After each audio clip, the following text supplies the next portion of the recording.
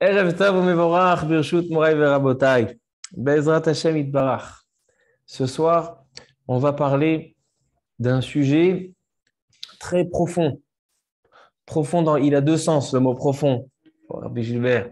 On va parler de Be'era shel Miriam. Be'era shel Miriam, donc le puits de Myriam, la sœur de Moshe et Aaron. Myriam dans le désert. On sait tous que grâce à Myriam, ils avaient un puits d'eau. Qu'est-ce qu'il avait de particulier, ce puits d'eau? Est-ce que sans Myriam, ils n'auraient pas eu d'eau? Donc, on va parler de ce Be'era shel Myriam de plusieurs aspects.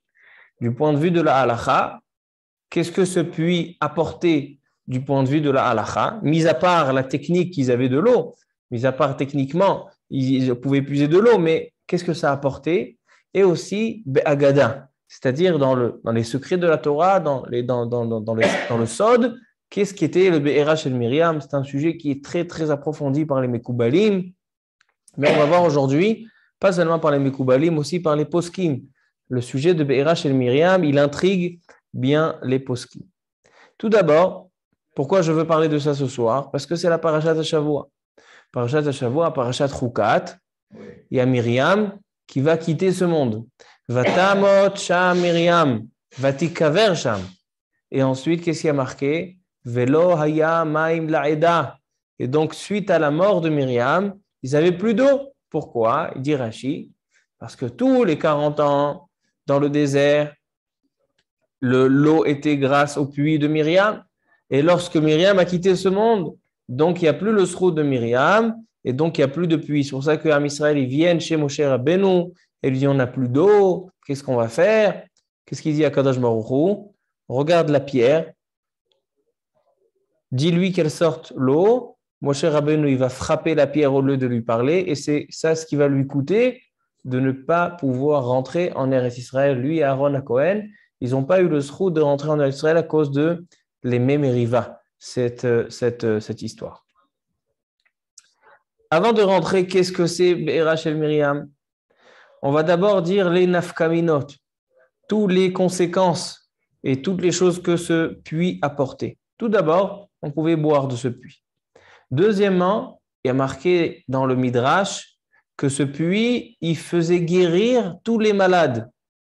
Quelqu'un qui avait une maladie, alors il n'y avait pas besoin d'aller chez le docteur, prendre des médicaments, que des fois ça marche, des fois ça ne marche pas, des fois il n'y a même pas de médicaments pour ta maladie. Tu es allé à Be'era shel Myriam, au puits de Myriam, tu prends un verre d'eau, tu es guéri. Les refoua. Ensuite, ça servait aussi pour tvila, aller au mikvé.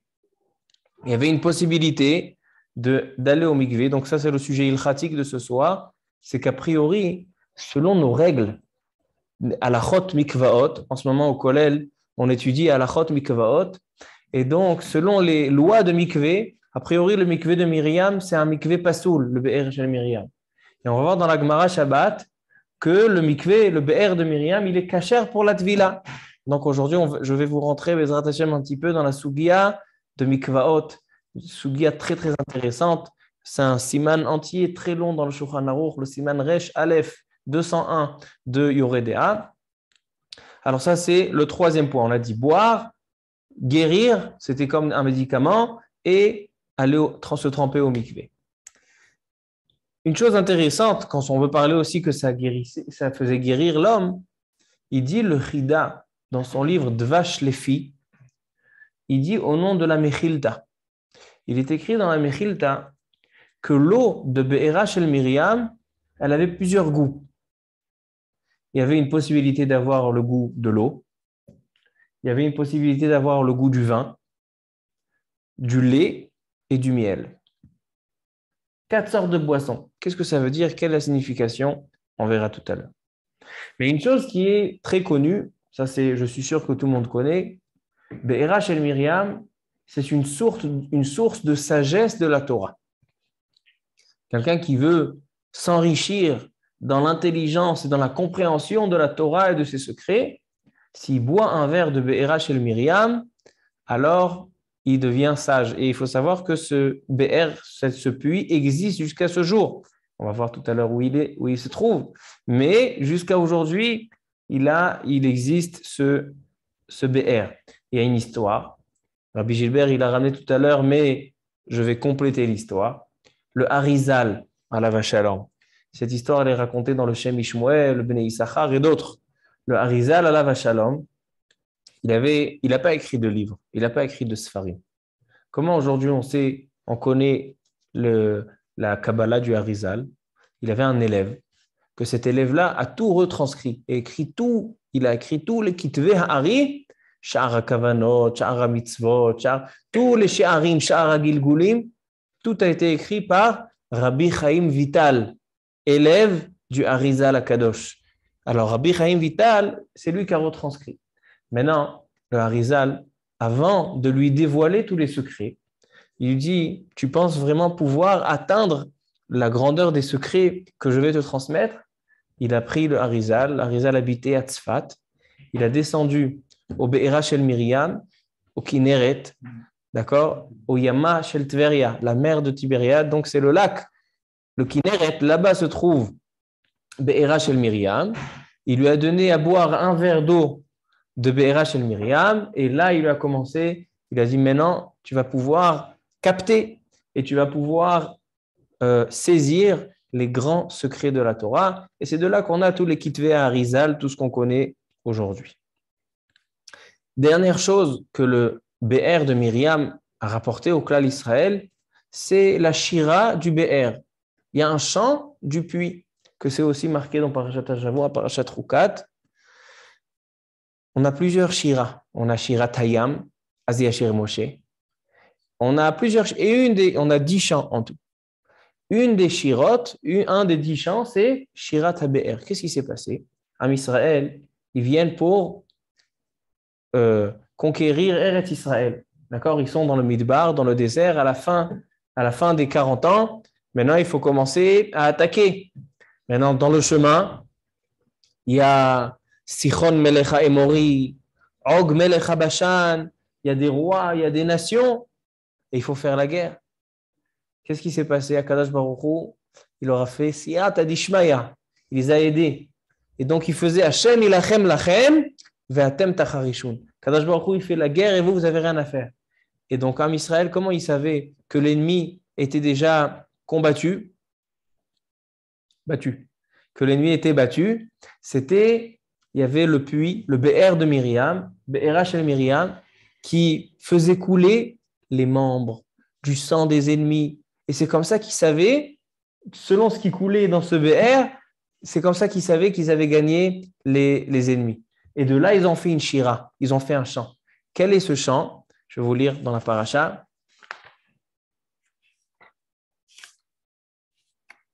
Az yashir Israël et ashira hazot, ali be'er enula.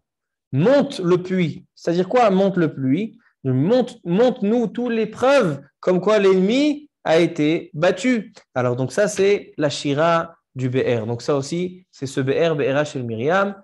Et on va voir que ce BR Shel Myriam, il a une source déjà depuis Ishmaël. Ishmaël, vous vous rappelez dans Bereshit? C'est loin Bereshit, bientôt on va recommencer. Bereshit, il y avait Ishmaël, que Ishmaël, il a été renvoyé de la maison d'Abraham. Et qu'est-ce qui a marqué là-bas? Kadosh Baruch Hu, il lui a dit, il a montré un Sela, un rocher, et de ce rocher est sorti de l'eau. C'est Be'era Shel Myriam, comme on va voir tout à l'heure. Et par la suite, toute l'histoire de Israël, quand Yitzhak il a besoin de se marier, alors Eliezer, il va aller sur le puits, c'est aussi en rapport avec ce puits. Et pour Yaakov Avinu, il va rencontrer Rachel sur le puits, ça aussi c'est le puits de Myriam. Donc on va commencer doucement, Bezrat Hashem, à étudier Be'alacha ou Be'agada. Le Siftei Chachamim, après j'ai retrouvé ça aussi dans Rabbeinu Bechaye, un des Rishonim, il commente la Gemara dans Masechet Ta'anit. Il y a une Gemara Masechet Ta'anit dans la page 9.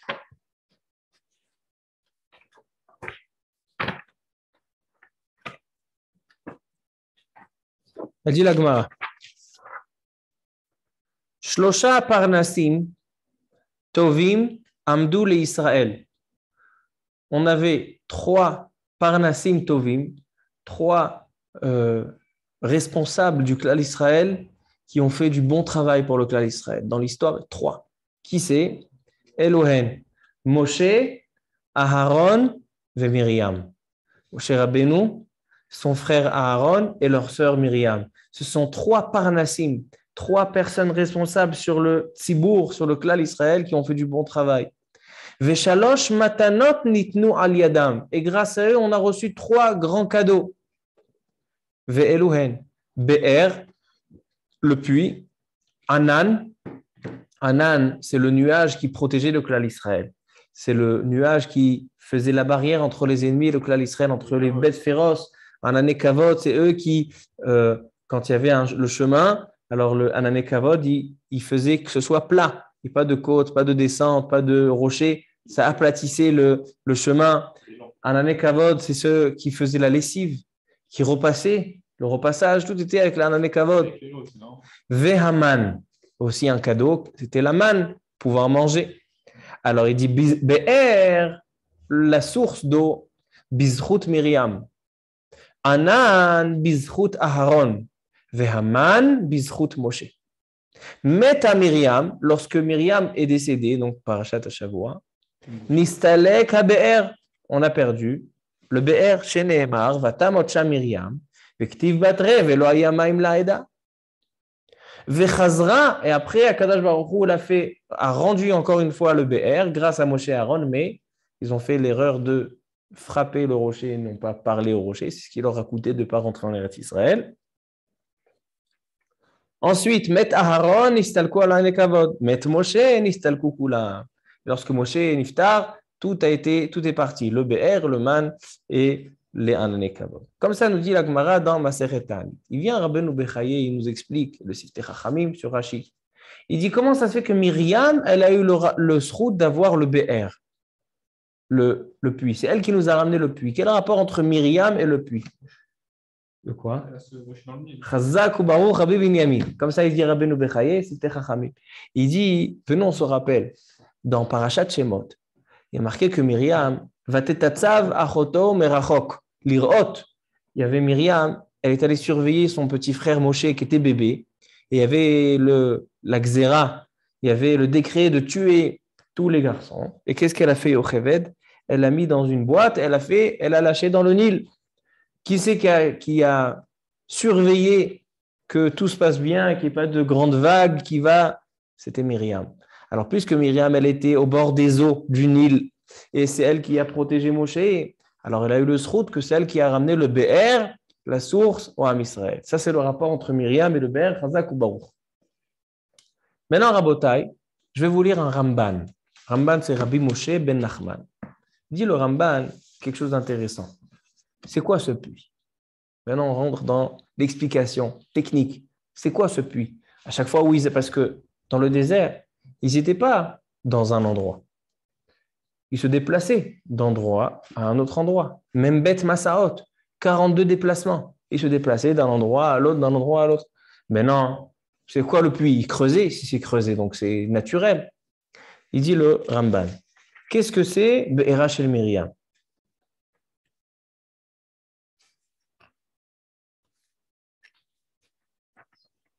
ועל דעת רבותינו בבארה של מרים אמרו כי הסלע הזה הוא הצור אשר היה בחורב. כי הכוונה שהיה מעולם באר ניסי מקור מים חיים נובע בכל מקום שיהיה שם הרצון, העלה אותו לישמעאל במדבר באר שבע, ונבקע בחורב מן הצור, ובשאר המסעים נובע מן הצור במקום שיחנו שם. Il dit le puits de Myriam, c'est quoi le puits? Il dit le Ramban, c'est un rocher. Un rocher. Et ce rocher, il a en lui une source d'eau. Un rocher qui se déplace d'un endroit à un autre. D'accord? C'est un puits qui est nayad. Comment on dit nayad? Mobile. Qui est mobile. On peut le bouger d'un endroit, le déplacer. C'est un rocher. Et ce rocher, il fait sortir de l'eau. Il a une nevi'a, c'est un ma'ayan. Et donc, Am Israël, à chaque fois qu'il se déplaçait, il y avait ce rocher qu'ils transportaient avec eux. Et donc, là où ils avaient besoin d'eau, il n'y avait pas besoin d'aller chercher loin de l'eau. C'était ça, Be'era shel Miriam. Comme ça, il dit le Ramban. C'est connecté à où, l'eau? de lui-même, il faisait sortir de l'eau. C'était ça le Nes de Be'era Shel Miriam. Et comme je vous ai dit, il dit le Chida, au nom de la Mechilta, il y avait plusieurs goûts à cette eau. Maintenant, on vient la Gemara dans Masechet Shabbat. Il dit la Gemara Masechet Shabbat, Daf Lamed He. Elle dit la Gemara, puisqu'on a vu que le Be'era Shel Miriam, il est tellement important, il emmène la refoua, la guérison, la sagesse de la Torah. On a vu pas mal de choses. En plus, il y a plein de goûts. Alors, où on peut le trouver? Elle dit la Gemara Masechet Shabbat dans la page Lamed He. Donc, on se rappelle. Ta'anit Daftet. Et maintenant, on est Shabbat Lamed He. Amar Rabbi Chia. Arotze lirot Be'era Shel Miriam. Quelqu'un qui veut aujourd'hui voir le Be'er de Miriam. Ya'ale le Rosh HaKarmel. Qui monte sur la montagne du Carmel. Ve'itzpe, et qui il essaye d'observer la mer. Ve'ir'e kemin kvara bayam, il va voir comme un plateau dans la mer. Ve'zohi be'era shel Miriam. Et lorsque tu vas voir ce plateau, c'est-à-dire qu'il y a des vagues, et bien il y a un endroit où il y a un plateau. Cet endroit-là, c'est be'era shel Miriam. Comme ça, il dit Rashi. Comme ça, elle dit la Gemara. Continue la Gemara. Amarav, Ma'ayan hamitaltel tahor, vezeu be'era shel Miriam. Qu'est-ce qu'il dit Rav? Il dit qu'un Ma'ayan hamitaltel, une source qui est mobile, qui bouge d'un endroit. On sait qu'une source, ça ne peut pas bouger. La source, l'eau de source, elle est là. Tu ne peux pas le déplacer dans l'endroit. Alors il dit Rav, est-ce qu'on peut se tremper dans un mikvé qui bouge, qui est mobile? Il dit Moutar. D'où on l'apprend? Vezohi be'era shel Miriam. D'où on l'apprend de be'era shel Miriam. Il y a à peu près 50 ans, il y avait en Europe un juif qui a réfléchi à un business. Vous savez, en Israël, il n'a jamais arrêté de réfléchir. Et il a pensé à faire un mikvé mobile. C'est-à-dire, il se promène il prend des chauffeurs, il se promène dans les villes, et un mikvé mobile, au lieu de partir dans les rivières ou marcher loin, chacun peut commander un mikvé, il arrive en bas de chez lui, il descend, il se trempe, il a fait meod, nifla beoter. Il y avait un rave, qui était rave en France, Av Beddin, qui s'appelle Taharat Yom Tov. Et lui, il a fait la guerre contre ce juif. La guerre. Il a contacté tous les grands de la génération, dans tout le monde. Il a envoyé aux États-Unis Rav Moshe Feinstein, Rav Mordechai Gifter, tous les Gdolim d'Amérique, tous les Gdolim d'Europe, le Av Beddin de Metz, le Av Beddin de Strasbourg, le Av Beddin de Londres, le Rav Padova, et tous d'Europe. En Eretz Israël, le Minchat Yitzhak de la Eda Haredit, le Rav Moshe Sternburg, il a sorti un livre de toutes les lettres de tous ces rabbanim. Tous ces rabbanim l'ont envoyé, il a sorti un livre ça s'appelle Taharat Yom Tov Chelek Kaf, pour dire à quel point c'est interdit de se tremper dans ce mikvé-là. Maintenant, j'ai envie d'expliquer un petit peu les lois de mikvé et les bases, comme ça on va pouvoir comprendre quelle est la souga. Il y a un pasouk dans la Torah. Vous savez, les lois de mikvé dans la Torah, il n'y en a pas beaucoup. Il y a un pasouk dans la Torah, et de là, on apprend toutes les lois de mikvé de ce pasouk-là. Il y a marqué dans le pasouk Ach Marian Hubor Mikvé Maim Iye Tahor. Il y a plusieurs manières de se purifier d'une impureté. Marian, c'est de l'eau de source. Hubor Mikvé Maim, ou bien un trou qu'on a creusé, et dedans, il y a de l'eau de pluie. D'accord? Donc, deux manières. Ou bien de l'eau d'en bas, ou bien de l'eau d'en haut. Le Marian, c'est de l'eau d'en bas, et le mikvé, c'est de l'eau d'en haut. Quelle est la différence? Le pasuk dit « Ach Marian ou bor ». Il rajoute le mot « Ach ». « Ach », il vient dire qu'il y a une différence. vient diminuer certaines choses. Il y a une différence entre le ma'ayan et le mikvé. L'eau de source et l'eau de pluie, il y a une différence dans le mikvé. Deux différences, il y a deux principales. Après, il y a plein d'autres différences, mais ça, c'est les deux principales que la Mishnah nous enseigne ça dans Perek Aleph, le premier chapitre des Mishnayot Mikvaot. Quelle est la différence entre un ma'ayan, source, et un mikvé d'eau de pluie? Ma'ayan metaher bezochalin. Le ma'ayan, il peut purifier la personne même en étant en état qui coule. D'accord? Le ma'ayan, la source en général, elle coule. Le mikvé, s'il coule, il ne peut pas purifier la personne. Seulement be'ashboren, c'est-à-dire seulement quand il est dans un endroit où il ne bouge pas. C'est pour ça que aujourd'hui, quand il y a des filtres dans les mikvaot, ça pose problème. Parce que le filtre, qu'est-ce qu'il fait? Le filtre, il prend de l'eau, il va la filtrer et il va la renvoyer, c'est-à-dire qu'il y a toujours un mouvement dans le mikvé, un mouvement d'eau qui sort et qui rentre. C'est zochel, c'est de l'eau qui bouge, pasoul. Seulement le ma'ayan, il peut être metaher bezochalim, pas le mikvé. Ça, c'est une première différence entre la source et le mikvé d'eau de pluie. Deuxième différence, un mikvé peut purifier la personne seulement s'il y a arbaim sea, 40 seim. Ça fait à peu près 500 litres, grosso modo. 500 litres d'eau qui ne bouge pas. Arbaim sea. Par contre, ma'ayan, l'eau de source, metaher bekol shehu. Il n'y a pas de shiur. Même si un petit peu, tu as réussi à te recouvrir d'eau avec le ma'ayan, tahor. Ma'ayan metaher bekol shehu. Alors donc on a deux différences, rappelez-vous.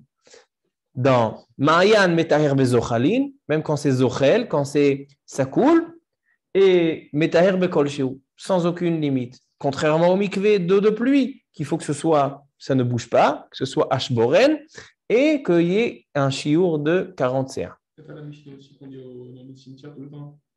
Oui, c'est Mishnah dans Mikvot, là-bas. Là-bas, on parle de ces halachot là. Maintenant, Rabotai, il y a dans ma Sechet Bechorot une sugia très intéressante. La sugia de Nahar ki mivrich mikipe ka mivrich. Qu'est-ce que ça veut dire? Une eau de source. Maintenant, je vais vous rentrer un petit peu dans le cœur du sujet. Une eau de source, donc prenez le Yarden qui coule, c'est une eau de source. Il y a aussi beaucoup de pluie. Qu'est-ce qu'on fait lorsqu'on a un mélange d'eau de source avec de l'eau de pluie? Est-ce que ça reste de l'eau de source et donc on peut se tremper même quand ça coule, même quand il n'y a pas Arbaim Sea? Ou bien non, dès qu'il y a un mélange, donc peut-être qu'il faut faire Bitul Birov. Dit la Gemara qu'a priori il y a un problème. Machloket Rav et Shmuel. Rav il dit Rabou notfin à la zochalin. Notfim, c'est ce qui coule d'en haut. Notfin, c'est les eaux de pluie. Zochalin, c'est les eaux de source.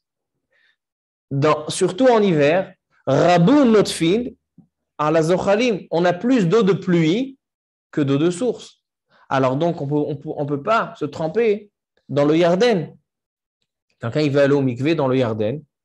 Selon Rav, il ne peut pas. Pourquoi? Parce qu'il y a plus d'eau de pluie que d'eau de source. Et l'eau de pluie, elle peut te rendre pure seulement si elle ne bouge pas. Si elle bouge, zélométer. Et même s'il y avait une source, mais elle a été annulée, l'eau de la source, elle est minorité par rapport à la majorité de l'eau de pluie. Comme ça, il dit Rav. Shmuel, il dit qu'il y a un phénomène scientifique qui va nous rendre cachère ce mikvé. Que malgré qu'il y a beaucoup d'eau de pluie, que je vois que maintenant, avec l'eau de pluie, il y a 2 mètres de plus, eh bien non. Il dit, Nahar ki mivrich mikipe ka mivrich. Quand il y a une goutte qui coule d'en haut, il y a 2 gouttes qui viennent d'en bas. C'est-à-dire, plus il y a de pluie, il y aura la double de quantité qui va venir d'en bas du tehom, donc de l'eau de source. Alors, donc, il dit, Shmuel, même si tu vois beaucoup de pluie, c'est qu'il y a beaucoup d'eau de source, et donc tu peux te tremper même si ça coule. Halakha lemaaseh, on ne se trempe pas dans un fleuve, dans une source où on a un problème de Rabou Notfin à la Zochalin, qui a plus d'eau de pluie que d'eau de source. Comme ça, il tranche le Shulchan Aruch dans Siman Resh Aleph Seif Bet. Il dit qu'on ne peut pas être Tovel dans des Neharot. Donc aujourd'hui, si vous voulez faire le mikvé dans le Yarden, dans tous les Neharot, on ne peut pas se tremper parce qu'il y a plus d'eau de pluie que d'eau de source. Et comme l'eau de pluie, elle peut te rendre pure seulement si elle ne bouge pas zochel, ashboren, donc on ne peut pas être mitaher. C'est considéré quoi la mer? La mer, est-ce que c'est considéré zochel ou pas? La elle est que la mer, mitaher bezochalim, parce que c'est un ma'ayan.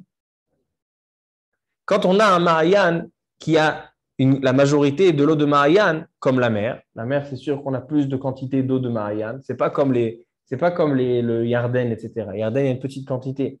Donc, l'eau de pluie, on a plus d'eau de pluie que d'eau de source. Mais dans la mer, metaher bezochalim, parce que c'est un digne de Marianne. D'accord? Mais l'eau qui se renouvelle dans les Mariannes, c'est l'eau de pluie. Si jamais il n'y a pas de pluie, il va sécher le Marianne. Alors, du coup, ça s'accumule. Pas toujours. Dans ce cas-là, alors c'est évident. Mais quand il y a une eau de source, alors l'eau de source, elle sort. Va dans la route de Yamamelach. Il y a un endroit qui s'appelle En Maboua. En Maboua, c'est quoi? C'est une piscine énorme avec peut-être 6-7 mètres ou peut-être plus de profondeur, avec une grande largeur, qui est remplie d'eau. Si vous venez en pleine journée, plusieurs fois dans la journée, la piscine, elle se vide complètement, mais jusqu'à la dernière goutte. Elle se vide, elle se vide, elle se vide, elle se vide, elle se vide, elle se vide. Et quelques minutes plus tard, elle se remplit. Naturellement. Naturellement, ça se vide, naturellement, ça se remplit. Alors ça, c'est que de la Nevia, c'est que de l'eau de source. Alors, Rabotai, pourquoi je vous ai ramené ce inyan-là pour dire la différence entre le Ma'ayan et le mikvé? Maintenant, je vais vous dire encore une halakha. Il y a un psoul, c'est-à-dire quelque chose qui peut rendre pasoul le mikvé, lorsqu'on a puisé l'eau. Ça s'appelle Maïm She'uvim. De l'eau qui a été puisée, c'est pasoul pour un mikvé. Par exemple, quelqu'un qui veut se tremper dans une piscine, il y a 40 CA. C'est pas zochel, ça ne bouge pas. C'est comme un mikvé. On peut se tremper dans une piscine? Non. Pourquoi? Parce que la piscine, c'est Maïm She'uvim. C'est de l'eau qui a été puisée avec la main. Et quand on dit qu'un mikvé, il est cachère, lorsque la pluie est tombée directement dans le mikvé, sans intermédiaire, sans intervention de l'homme. Mais lorsque moi, je puise de l'eau et je verse dans un bassin, ça s'appelle Maïm She'uvim, le mikvé, il est pasoul. Il faut savoir qu'en ce qui concerne la tvila d'un homme, un homme qui veut se purifier pour les fêtes, Shabbat, pour la tfila, Kiryat Shema, Talmud Torah, on peut se tremper dans une piscine. Pourquoi? Parce que le psoul de She'uvim, il n'est pas midéoraïta, selon le Rambam. Selon le Rambam, midéoraïta, même quand c'est une toum'a déoraïta, comme la femme, elle peut se tremper dans une piscine, selon la Torah. Des Rabbanan, pasoul mishaou. Mais pour un homme, que lui, la tvila, elle est midé Rabbanan, alors c'est sûr qu'on peut être Mikel que la tvila dans une piscine, c'est une bonne tvila et c'est même mieux que la douche. Il y en a qui disent qu'il faut faire tisha kabin, d'accord, une quantité d'eau. Mais la piscine, c'est mieux que tisha kabin. Mais pour la femme, et tout ce qui concerne une toum'a de Horaïta, on ne peut pas se tremper. Mais des Rabbanan, Chachamim, ils ont interdit Maïm She'uvim. Maintenant, ça ressemble un peu la piscine du mikvé avec le modèle de la piscine dans la plaine de Marseille. C'est une piscine. Bien sûr, bien sûr, bien sûr. Mais l'eau. Sauf que là-bas, le système, il est que l'eau de pluie peut descendre dans le mikvé directement sans qu'un homme s'est mêlé. Mais lorsque l'homme il s'est mêlé, c'est Maïm She'uvim, c'est pas sous. Pendant le corona, il y avait des mikrim où on était mécanisme. Dans une piscine. Une femme qui était malade du corona, si elle pouvait partir à un mikvé, son mikvé, c'était pendant qu'elle était malade. C'est sûr qu'il y avait des alors, ou bien aller dans un mikvé prati, c'est-à-dire un mikvé qui est pas public. Il y a des mikvés qui ne sont pas publics. Et il y a même des mikvés publics où ils faisaient, à la fin de la soirée, il faisait tvila pour des femmes malades de corona. Maintenant, une femme où elle ne peut pas, alors elle attend dès qu'elle guérit. Si vraiment elle n'a pas le choix, alors qu'elle attend, dès qu'elle se sent mieux, elle va pouvoir aller. Mais s'il n'y a pas le choix, maintenant, c'est la sauté honnête. Comme, on continue Rabotai. Il dit, Rashi, pourquoi je vous ai ramené ces 3 lois de mikvot? Je vous ai ramené 3 lois importantes. La notion de zochalin. Zochalin, c'est quand il y a un mouvement dans l'eau. Alors, c'est seulement dans le ma'ayan, l'eau de source est cachère, mais pas dans l'eau de mikvé. Je vous ai ramené la notion de shiur de 40 CA, c'est que dans un mikvé, mais dans le ma'ayan de kol shiur. Et je vous ai ramené la notion de maim she'uvim. Maim she'uvim, de l'eau qui a été puisée par l'homme, c'est pas soul tout le temps. Maintenant, il dit Rashi, je reviens à Be'era shel Miriam, la source de Myriam. Il dit Rashi, Tovlim bema'ayan hamitaltel. On peut se tremper dans le Be'era shel Miriam. D'accord? Be'era shel Miriam, c'était une source qui était par une pierre. Maintenant, imaginons qu'un homme, il vient, il se met en dessous de cette pierre et il se remplit d'eau et il veut se tremper comme ça en tant que mikvé. Ça marche ou ça ne marche pas? Il dit la Gemara oui. Et il dit Rashi, il dit Rashi, a priori, il aurait pu avoir un problème. Pourquoi il aurait pu avoir un problème? Parce que cette pierre, elle était en forme, comme une forme, on a dit tout à l'heure, comme un plat, comme une kvara. Maintenant, un plat, c'est un récipient. Donc, si l'eau qui va se remplir dans cet endroit-là, ça serait maïm she'uvim, c'est de l'eau qui était puisée. Et de l'eau puisée, elle est psoula.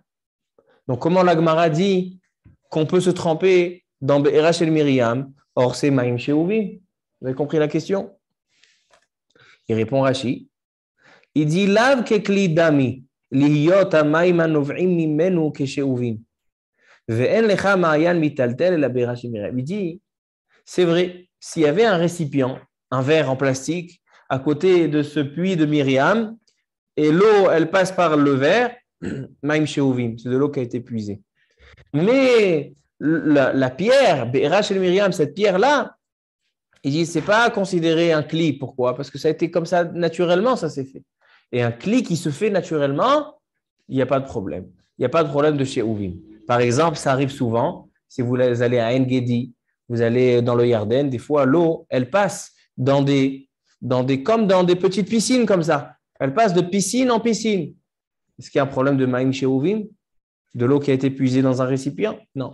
Pourquoi? Parce que ça a été fait naturellement. Et quand c'est fait naturellement, il n'y a pas de psoul she'uvim. Maintenant, Rabotai, je vais vous ramener une très très belle question.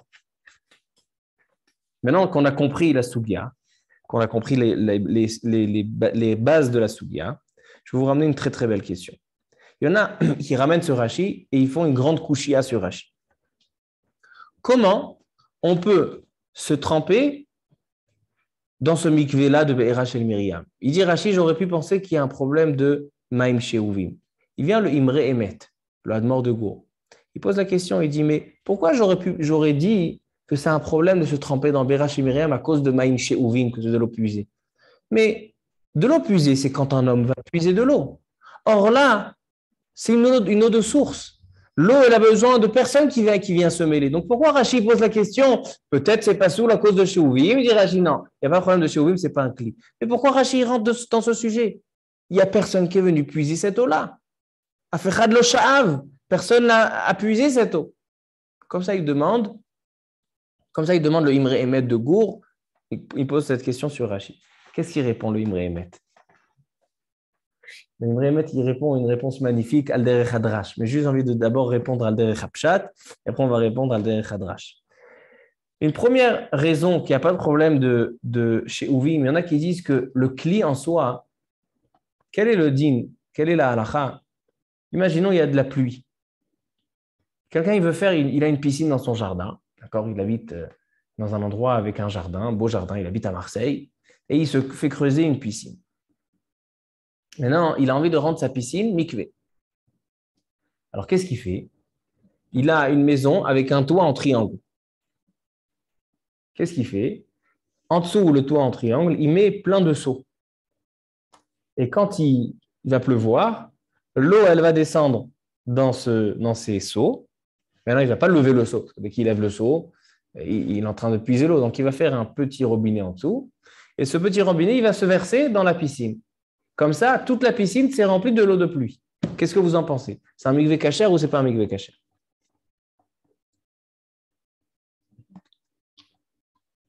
Alors, je pense que c'est cachère parce que la piscine se remplit d'eau de pluie la plupart. A priori, c'est de l'eau de pluie, 100% de l'eau de pluie. On dit ça parce que Hollande, il a une grande piscine. Alors la halakha, elle est que c'est pas soul. C'est pas soul. Pourquoi c'est pas soul? Pourquoi c'est pas soul? Parce que quand il a mis le seau, alors là, c'est considéré qu'il a commencé à puiser l'eau. Quelqu'un qui pose un seau dans un endroit où il va pleuvoir dessus, alors c'est vrai que moi, je ne vais pas toucher après que l'eau est arrivée. Mais étant donné que c'est moi qui a mis ce seau et que l'eau maintenant, elle va être dans ce récipient grâce à mon action, ça, c'est considéré maïm sheouvim. Ce n'est pas soul. Donc, on ne peut pas faire comme ça un mikvé. Et si vous ne mettez pas les seaux? Par contre, si on ne met pas des seaux, par exemple, si les briques directement, alors là, c'est cachère. Parce que là, il n'y a pas de seau. Ce n'est pas par rapport à un récipient que j'ai mis que ça. Comment? Si on met un seau. Si c'est moi qui ai mis le seau, c'est un problème. C'est chaouf. C'est chaouf. C'est considéré chaouf, donc c'est pas sous. Comme ça, on voit. Donc, il y en a qui disent pourquoi j'aurais pu penser que Beira chez Myriam, il y a un problème de Maïm chez Ouvim, parce qu'il y a un récipient. Et le récipient, alors c'est vrai qu'il est naturel, mais j'aurais pu penser que c'est un problème. Et donc de là, on voit qu'il n'y a pas de problème de chez Ouvim. Il y a une autre question sur Rashi, que le mikvé, il doit être Mechoubar la karka. Il doit être attaché à la terre. C'est pour ça que tout à l'heure, j'ai dit, il a raconté l'histoire il y a 50 ans en Europe. Il y en a un, il voulait faire un business et donc il a fait un mikvé mobile. Tous les rabbins, ils ont dit, mais qu'est-ce qu'il raconte celui-là? Le mikvé, il doit être attaché à la terre. On ne peut pas faire de mikvé mobile. Et d'où on l'apprend? De ce pasouk. Ah, ma'ayan hu bor mikvé ma'in. Le ma'ayan, la source, elle est rattachée à la terre.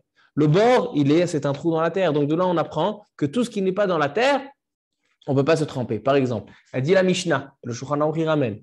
S'il y a une vague de la mer, gal shenitlash, il y a une vague qui vient et qui vient sur l'homme comme ça. Et lui, il veut prendre un verre il a acheté un verre en fer ou un verre en verre d'égoïme, il veut tremper son verre. Il veut le mettre comme ça dans l'air, un mikvé en l'air. On ne peut pas soul. Pourquoi? Parce que le mikvé, il doit être dans la terre, mechoubar la karka. De là, il pose la question, comment le Marian, le BR chez le Myriam, comment il peut fonctionner? Il n'est pas mechoubar la karka. Il est mobile, il se bouge d'un endroit à un autre. Comment ça marche? Comment c'est possible? Chez la Chazaka. Alors moi, j'ai pensé répondre. Pourquoi il n'y a pas de problème de mechoubar la karka dans BR chez le Myriam? Que le problème d'un mikvé qui n'est pas rattaché à la terre, c'est lorsque il n'est pas relié à l'endroit où il est fabriqué. D'accord? Par exemple, une eau de source, elle est fabriquée dans la terre. Maintenant, si elle se déconnecte de la terre, comme j'ai dit, la vague de la mer, gal shenitlash, la vague de la mer, elle saute. Il n'est pas relié, il n'est pas rattaché à l'endroit de sa source, l'endroit où il a grandi, kederer briato, là il y a un problème. Mais dans le cas de Be'era shel Myriam, l'endroit où il a été fabriqué, c'est de cette pierre. Donc pour lui, le mechoubar la karka, c'est quand c'est rattaché à cette pierre, parce que c'est là-bas. Et non seulement ça, qu'est-ce qu'il a dit le Ramban? Le Ramban, il a dit que la pierre elle-même, c'est devenu une source. C'est-à-dire que la pierre elle-même, c'est devenu comme de la terre. C'est-à-dire que ça va chercher de l'eau de Tehom, les eaux qui sont en dessous de la terre. Alors donc là, le Nes, il a été tellement grand, le Nes de Be'era shel Myriam, il est tellement grand que c'est la terre qui fabrique cette eau-là, et donc c'est considéré mechoubar la karka. Bon, Rabotai, donc ça c'était halachot mikvot un petit peu, on s'est un petit peu élargi sur halachot mikvot, et maintenant je veux parler de la sagesse de la Torah qui est puisée dans ce Be'era shel Myriam. Donc juste pour résumer, on a vu que Be'era shel Myriam, tout d'abord, on pouvait boire, c'était une guérison pour les gens. Celui qui buvait, il avait une guérison refoua. On a vu la tvila, qu'on peut se tremper dans Be'era shel Myriam, la shira du BR, et maintenant on termine par Chochmat Torah. Comme j'ai dit tout à l'heure, le Harizal, il a fait boire à son élève Rabbi Chaim Vital un verre de Be'era shel Myriam. D'où on sait que le BR de Myriam, ça symbolise la Torah et c'est ça ce qui va ramener la sagesse de la Torah. quand Am Israël il a fait la guerre avec Amalek. C'est à la fin de Parashat Yitro. Parashat Beshalach. À la fin de Parashat Beshalach, il y a marqué Vayavo Israël les Refidim. Am Israël sont arrivés à Refidim. Pourquoi cet endroit-là s'appelait Refidim? C'est parce que Refidim, si on sépare le mot, ça sort Refidim, Rafou Yadaim. Quand Am Israël ils ont arrêté d'étudier, alors là, Amalek est venu. Amalek, il vient, il faut savoir, Amalek, il vient quand on arrête d'étudier. Comme ça, c'était aussi à Purim. Ils ont arrêté d'étudier. Aman, descendant d'Amalek. Dès qu'on n'étudie pas bien, Amalek, il vient. Alors, ça, c'est Rafou Yadaim. Et qu'est-ce qui a marqué? Velo haya maim lishtot. Il n'y avait pas à boire. Et donc là, qu'est-ce qu'elle a fait Myriam? Grâce à Myriam, Kadosh Baruch Hu, il a dit, prends un séla, prends un rocher, tape dessus. Là-bas, c'était tape dessus. Et il y a de l'eau qui est sortie. De là, on voit. Et c'est comme ça qu'ils ont pu combattre Amalek. De là, on voit que Be'era Shel Myriam, la source de Myriam, le puits d'eau de Myriam, c'est ce qui a ramené la Torah. Maintenant, écoutez quelque chose de magnifique. Il dit, le Chida, c'est pour ça que l'eau, elle a plusieurs goûts. La Torah, elle est comparée à plusieurs sortes de boissons. Il y a marqué que la Torah elle est comparée au miel. Dvash vechalav tachat leshonet. Dvash vechalav. Le miel et le lait. Donc ça, la Torah, elle est comparée, elle est douce comme le miel et le lait. Dvash vechalav. Elle est comparée aussi à l'eau, en maim, et la Torah. Et elle est comparée aussi au vin. Ushtu bayain masarti. Elle est comparée aussi au vin. Donc, c'est 4 goûts. C'est pour ça que Be'era Shel Myriam, elle avait ces 4 goûts. Pourquoi? Parce que c'est ce qui va ramener la sagesse de la Torah à l'homme. On le dit aussi dans le Hallel, Rabotai. Qu'est-ce qu'on dit dans le Hallel? On dit Haofechi Hatzur Hagam Maim, Chalamish le Ma'yeno Maim. C'est quoi Haofechi Hatzur Hagam Maim? Akadosh Baruch Hu, il a inversé le Tzur, c'est un rocher, en source d'eau. Haofechi Hatzur Hagam Maim. Il a renversé, il a transformé le Tzur, le rocher, en Hagam Maim. Si on prend la fin des lettres de Haofechi, Hatzur Hagam Maim, qu'est-ce qu'on a? On a Yud, Resh, Mem. C'est les Sofetevot Myriam. C'est-à-dire que grâce à Myriam, Kadosh Baruch Hu, il a inversé le Tzur en Hagam Maim. Haofechi Hatzur Hagam Maim, Sofetevot Myriam.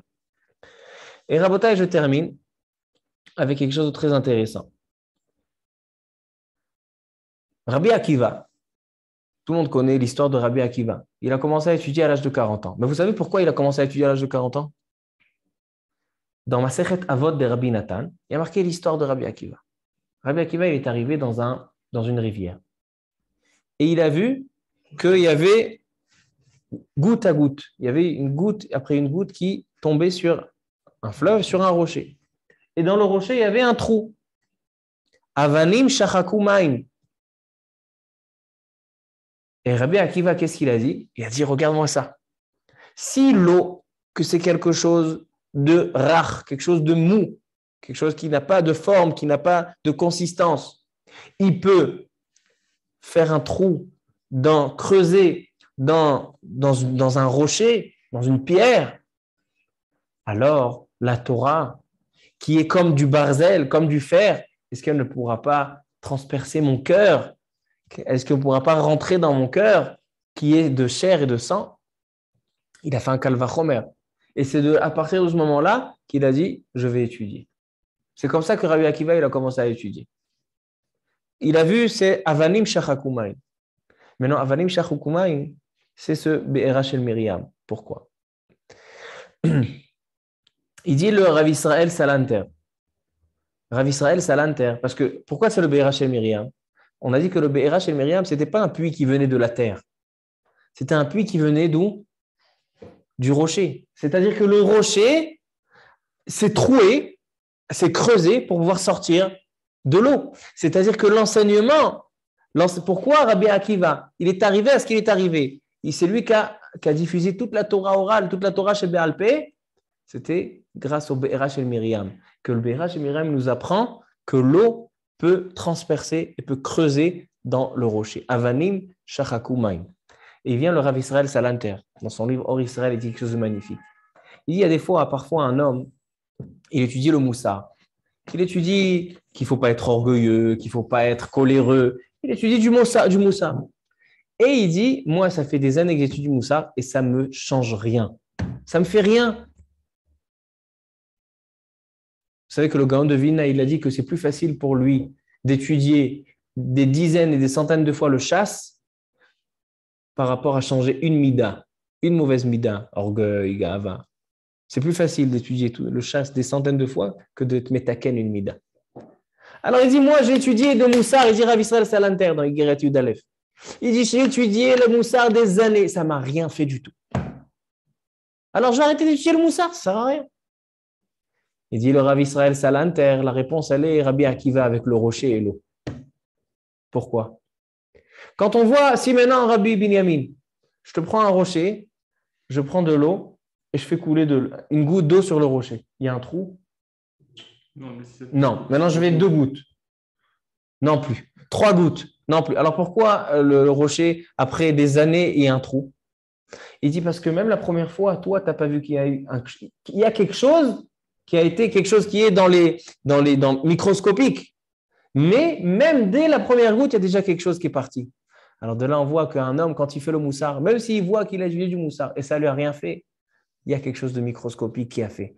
Rajoute du moussard, encore du moussard et encore du moussard, tu vas voir qu'il va y avoir un trou dans la mida. Tu vas voir que d'un coup, l'orgueil, il est tombé, la colère, elle est tombée. Ça, c'est Avanim Shachakumayim. Baruch Adonai Le'olam. Amen. Amen.